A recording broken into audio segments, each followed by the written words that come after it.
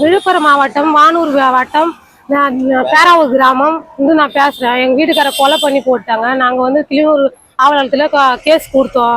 Case கொடுத்ததுக்கு அவங்க விசாரணை பண்ணவே மாட்டாங்க. ஊருக்குள்ளே நீ எங்கே வேணாலும் போ, நான் பார்த்துக்கிறேன்னு சொல்கிறாங்க.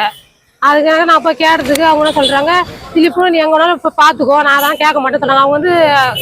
அவங்க காசை வாங்கிக்கின்னு இது மாதிரி பண்ணுறாங்கன்னு சொல்கிறாங்க. இல்ல விசாரணை பண்ண மாட்டேன்னு சொன்னது யார் சொன்னாங்க? ஜோதின்ற ஸ்டேஷன்ல ஜோதின்றவங்க இன்ஸ்பெக்டர். அப்புறம் ஹரிகிருஷ்ணன் சார் எதுக்குன்னே ஜோதின்றவங்க இருந்தாங்க. அவங்களாண்ட கேட்கல, நீ ஏன் போது எங்களாண்ட கேட்குறீங்க? அவங்க காசை வாங்கிக்கின்னு அவங்க அம்மிக்கின்னு போயிட்டாங்க. அவங்கள கேட்கல. இப்போ என்ன கேட்குறேன், நானும் விசாரிக்க மாட்டேன், நீ எங்கே வேணாலும் பார்த்துக்கோ, நீ கோர்ட்டுக்கு போ, இல்லை வேற எங்கன்னா ஸ்டேஷனுக்கு போ, எங்கே வேணாலும் போ அப்படின்னு சொல்றாங்க ஹரிகிருஷ்ணன் சார். பணம் வாங்கினவர் ஹரிகிருஷ்ணனா? ஜோதி அவங்க ட்ரான்ஸ்ஃபர் ஆகி போயிட்டாங்க. அவங்க ஹரிகிருஷ்ணன் சார் அவங்கள விட்டுட்டு என்ன ஏன் கேட்குற? நீ இப்போ இருக்கிறவங்க ஹரிகிருஷ்ணன், அவங்க இப்போ என்ன கேட்குற? நீ அவங்கள அவங்க இருக்கும் போதே கேட்க வேண்டானே, என்ன கேட்குற? நான்லாம் அந்த கேஸை எடுத்து பார்க்க முடியாது அப்படின்னு அவங்க சொல்றாங்க. இந்த கொலை சம்பவம் நடந்து எவ்வளவு நாள் ஆகுது? அவங்க ஜோதின்றவங்க பிரைவேட் ஹாஸ்பிட்டலுக்கு இட்டுன்னு போங்க, நான் உங்களுக்கு பதில் சொல்றேன் அப்படின்னு சொல்லிட்டு போஸ்ட்மார்ட்டம் ரிப்போர்ட் பண்றதுக்காக இட்டுன்னு போனாங்க. சரி நம்மளுக்காக சாதகமா பேசுவாங்க நான் நினைச்சேன். பார்த்தா அவங்க காசை வாங்கிக்கின்னு அவங்களுக்கு சாதகமா ரிப்போர்ட் வர வச்சுட்டாங்க. பொதுவா போஸ்ட்மார்ட்டம் அரசு மருத்துவமனையில மட்டும் தான் பண்ணணும். தனியார் மருத்துவமனையில பண்ண சொல்லி அவர் எழுத்துப்பூர்வமா வார்த்தையை ஏதாவது சொல்லியிருக்காரா? ஆமா சொன்னாங்க அவங்க.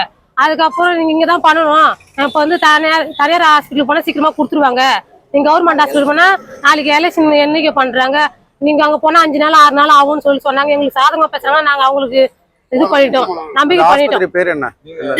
Prince hospital. என் பேர் சேகர், பேராவூர் கிராமம், விழுப்புரம் மாவட்டம், வானூர் வட்டம், பேராவூர் கிராமத்தை சேர்ந்தவர் நான். செத்தவர் இளமுருகன் என் தம்பி பையனுக்கு சொந்தமாக நான் கல்யாணம் பண்ணி குடும்பத்தோடு நல்ல மாதிரி தான் இருந்தார். இதுக்கு முந்தின சுந்தரியோட பொண்ணு பரிமளான்னு ஒரு பொண்ணோட தொடர்பு இருந்தது, முத பொண்டாட்டி. அந்த பொண்டாட்டி 2.5 வயசு குழந்தைய விட்டு இன்னொருத்தங்க கூட போயிட்டா. போன பிறகு நாங்கள் முறையாக கோர்ட்டில் டைவர்ஸ் வாங்கி இந்த பொண்ணு நளினியை கட்டின பொண்ணு நளினியை நாங்கள் திருமணம் செய்து குடும்பத்தை நல்ல மாதிரி தான் இருந்தார். இதுக்குள்ள அந்த பரிமளாவுடைய அக்கா இப்போ உள்ள கணக்கா, அந்த கணக்கா கூட எப்படி தொடர்பாச்சுன்னு தெரியலங்க ஐயா. யார் ஆசை வார்த்தையில் இவர் மகிழ்ந்தாருன்னு தெரியலங்க ஐயா. கணக்கா கூட தொடர்பாடு நாங்கள் கட்டுத்திட்டம் பண்ணோம். இவர் மீண்டும் கணக்கா கூட தொடர்பு வச்சார். எலெக்ஷனுக்கு முந்தின நாள் எங்கள் வீட்டில் இருந்தார். அவரை சக்திவேல்னு ஒருத்தர் அழிச்சு போனார். எங்கப்பா இட்டு போனான்னு கேட்டேன். இல்லை சும்மா பாத்ரூம் போகிறேன்னு சொல்லிட்டு சக்திவேல் இட்டு போனார். அப்போ தான் என் பிள்ளைய பார்த்தோம். காலையில் 6 மணிக்கு அவர் குணத்தோட கணக்கா விட்டு வாட்சிப்படியில் குணமா கிடந்தார். குணமா கிடக்கும் நான் ஓடி பார்க்கும்போது எப்படி நடந்தனாக்கா, அங்கே சுந்தரின்ற அவர் தூக்கு போட்டிருந்தார் புருஷ மரத்தில். நான் தான் அவுத்து விட்டேன்னு சொல்லிட்டு சுந்தரி கணவர் பச்சையை பொண்ணும் சுந்தரின்னு சொன்னாங்க. அதை நான் நம்பி நாங்கள் எல்லாம் அழுதுக்கு போட்டு நாங்கள் கடந்தோம். அந்த நேரம் பார்த்தா திடீர்னு போலீஸ் அங்கே வருது.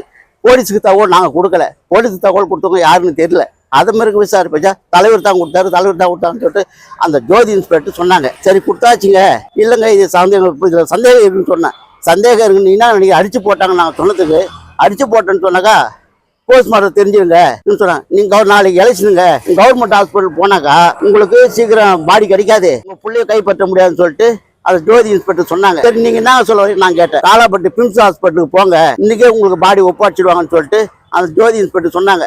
ஐயோ போலீஸ் சொல்றாங்களே சட்ட ஒழுங்கு கட்டுப்பட்டவங்களாச்சுன்னு சொல்லிட்டு நாங்கள் அவங்க வார்த்தைக்கு நாங்கள் கட்டுப்பட்டோம். அது மாதிரி அவர் பிம்ஸ் ஹாஸ்பிட்டல் இட்டு போயிட்டு 11 மணிக்கு இட்டு போய் காலையில் 8 மணிக்கு இட்டு போய் 12 மணிக்கெல்லாம் பாடி எங்கையில குத்துட்டாங்க. அப்புறம் கேட்டதுக்கு என்ன பண்ணாங்க, நார்மல்னு சொல்றாங்க. சரி நார்மல்னு சொன்னாங்கன்னு சொல்லிட்டு அப்புறம் இன்ஸ்பெக்டர் கேட்டாக்கா, இல்லைங்க இந்த எல்லா பொருளும் விழுப்புரம் தடவிக்கு போயிருக்குது, அதுல உண்மையான தகவல் கிடைக்கும், நான் உங்களுக்கு பதில் சொல்றேங்க, நீங்க பயப்படாதீங்கன்னு சொல்லிட்டு அந்த இன்ஸ்பெக்டர் எங்களை ஆசை வார்த்தையை சொல்லி எங்களை வீட்டுக்கு அனுப்பிச்சிட்டாங்க. பாடி எங்கையில கொடுத்துட்டாங்க. பாடி எடுத்துவாங்க நீங்க எரிச்சிருங்கன்னு சொன்னாங்க இன்ஸ்பெக்டர் ஜோதி. நாங்க அதை எடுத்துன்னு வந்தோம். எடுத்து முறையா கிராமத்து முறையை பிறகு நாங்க எரிச்சிட்டோம். இதான் நடந்தது. அது மாதிரி ஒரு 20 நாள் சென்னை போஸ்ட்மார்ட்டம் ரிப்போர்ட் வந்தது. அது கூட ஜோதி டிரான்ஸ்ஃபர் ஆயிட்டாங்க. ஜோதி டிரான்ஸ்ஃபர் ஹரிகிருஷ்ணன் இன்ஸ்பெக்டர் ஒருத்தர் வந்தாரு. அவரை போய் 1 மணிக்கு 4 முறை போனோம். அவர் என்ன சொன்னாரு, நான் பெருமாள் சாட்சியா வெங்கடேஸ்வரன் சாட்சியா நான் நீதி வழங்குவேன் சொல்லிட்டு அப்படிதான் ஆசை வார்த்தையங்கள் சொன்னாரு. போஸ்ட்மார்ட்டம் ரிப்போர்ட் வச்சுங்க பேராவூரார, அவர் உங்களுக்கு நான் உண்மையை கண்டுபிடிச்சி அவர் எல்லாரும் விசாரிச்சு நான் நுங்கு எடுத்துறேன்னு சொல்லிட்டு ஹரிகிருஷ்ணன் சொன்னார். இதே இது மாதிரி பேசுறாங்க நம்பிதான் சொல்லிட்டு நாங்க உண்மை போஸ்ட்மார்டம் ரிப்போர்ட் வந்த பிறகு சொல்றாரு அவன் வந்து மூச்சாட்சி செத்துட்டான் தூக்கு போட்டுக்கணும் சொல்லிட்டு இன்ஸ்பெக்டர் சொன்னார். சார் தூக்கு போட்டுனா மூச்சாட்சி செத்துட்டான் எப்படி சார் தூக்கு போட்டுக்கலாம்னு சொல்லிட்டு நான் இன்ஸ்பெக்டர் கேட்டேன். யோ என்ன கேள்வி மாத்தி மாத்தி என்ன கேட்டுங்கிற டாக்டர் போய் கேள்வியா என்ன ஐயா நீங்க சட்டத்துக்கு கட்டுப்பட்டவங்கள இப்படி பேசலாம் நாங்க பரம ஒரு கிராமத்துல உள்ள கிராம வாசி நாங்க எப்படி ஐயா இதுக்கெல்லாம் உங்களுக்கு சட்ட ஒழுங்கு வேணும்னு போலீஸ் ஸ்டேஷன் வருவாங்க போலீஸ் நீங்களே இப்படி பேச யோ இது மேல பேசலாம் வேற மாதிரி நடந்து போய வெளியேன்னு சொல்லிட்டு ஹரிகிருஷ்ணன் சொன்னார். அதோட பதில் நாங்க வந்துட்டோம். வேற வழி இல்லைன்னு சொல்லிட்டு எஸ்பி ஆஃபீஸுக்கும் புகார் கொடுத்துட்டோம் மாவட்ட ஆட்சியருக்கும் புகார் கொடுத்துட்டோம். இதுக்கு எல்லாமே பதில் கிடைக்கும்னு சொல்லிட்டு தான் ஒரு சிலர் சொன்னாங்க ஐயா அவன் டிஜிபி அந்த போனாக்கா நீதி கிடைக்கும் விசாரணை அவங்க கூட்டி எல்லாரும் விசாரிப்பாங்க விசாரணை பண்ணாக்கா உங்க பையனுக்கு யாரு அந்த கொலைக்கு காரணமானவங்க எல்லா தகவலும் தெரிஞ்சுன்னு சொன்னாங்க ஐயா. அதனால தான் நாங்க டிஜிபி ஆபீஸ்க்கு வந்தோங்க ஐயா. நீங்க அதை கொலைன்னு சந்தேகப்படும் போது எதுக்காக எரிச்சீங்க? அதை அடக்கல்ல பண்ணிருக்கணும். கொலைன்னு சந்தேகப்படும் பொழுது எதற்காக எரிச்சீங்க? அது வந்து அந்த இன்ஸ்பெக்டர் அம்மா எரிச்சிருங்கன்னு சொல்லிட்டு அந்த இன்ஸ்பெக்டர் அம்மா சொன்னதுனால தான் நாங்க எரிக்கிறதுக்கு முன் வந்தோம் ஐயா. உங்க கிராம முறை பிரகாரம் உங்க கிராமத்துல என்ன பண்ணுவீங்க அதை பண்ணுங்க போஸ்ட்மார்டம் ரிப்போர்ட் வந்தா நாங்க அதை பேசிக்கிறோம்னு சொல்லிட்டு அந்த இன்ஸ்பெக்டர் அம்மா சொன்னாங்க.